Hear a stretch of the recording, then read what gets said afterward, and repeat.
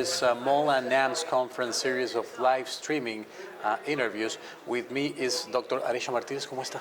Muy bien, gracias. Hi. You had a very interesting conference a few moments ago. Tell us a little bit about that. Yeah, so I was one of the keynote speakers, and the motivation for the talk that I gave was to really think about why is it that we are all in here in this space? What is the work of diversity, equity, and inclusion in healthcare spaces, but more spaces generally? And what are the unique contributions that Latino healthcare practitioners and allied health professionals can bring to the work around health equity for Latinx communities and beyond?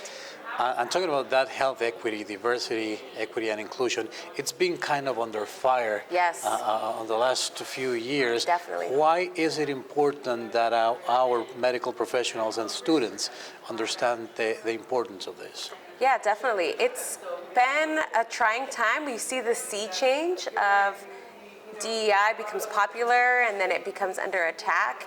So part of it is thinking about this is a long struggle, like we're going to have to sort of persevere, but also recognizing that the tools and the tactics that we use are going to have to evolve.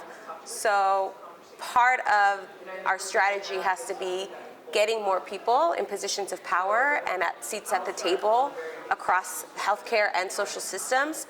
But one of the points that I tried to emphasize is also thinking about what are the values that we're bringing, the strategies that we're using, how do we think about health equity more broadly encompassing beyond just healthcare, so that way we can really be mindful of the ways in which we're moving through spaces and get more bang for our buck or more bang for our seats when we're in those spaces, because if we're sort of up against these challenges, then we have to be very tactical in the ways that we're doing this work.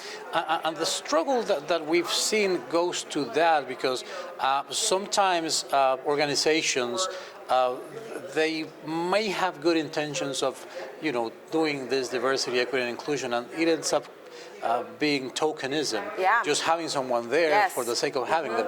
But how can someone who is at that position of making a change do it? Yeah, definitely. One of the ways that we think about it is how we, as a researcher, we call it operationalizing, or how do we measure, or how do we have targets for what does it mean to execute on these principles. And so, for example, when we hire faculty, we think about, okay, you say you support DEI, show us how.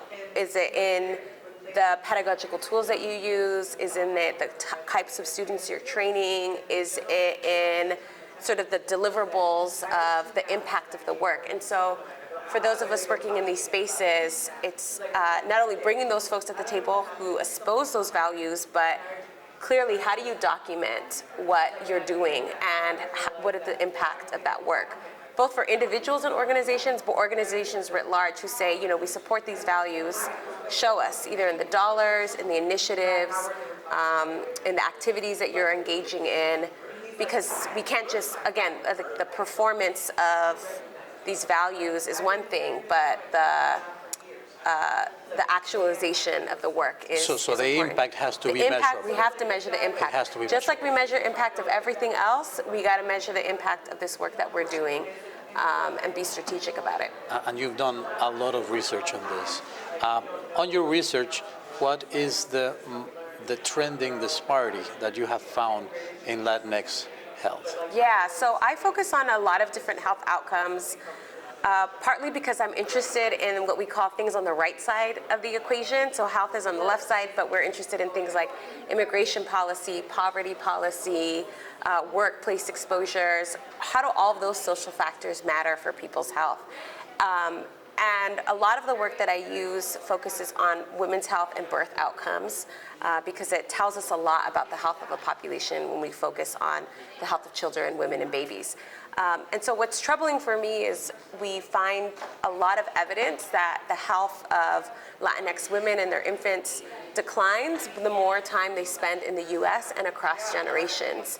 And for us, this is sort of what we call a paradox, because while Latinos might be advancing in education or socioeconomic status, healthcare access, sometimes in some of these data, we find that their health is eroding. So a lot of the work that I do tries to think about systems of race and racism in the US that impact Latinos. And so we look at those pieces on the right side of the equation to think about why is health eroding and how do we think and place that in a larger system of social inequality that impacts Latinos in the US. Perfect. And if someone who's watching this interview right now says, okay, I really want to learn more about that, I want to talk to Dr. Martinez, how can they reach out to you? Yeah, you can look up my website. It's called Embodying Racism Lab, and there you'll find a lot of more information about the work that we're doing, my background, and there's a link to contact us. And happy to chat with anybody about the work that you're doing and how we can be helpful and in community. Amazing. Is there anything else you would like to add? No, but go vote, I guess, yeah. All righty. Yeah. Well, we'll be right back. Thank you. Thank you.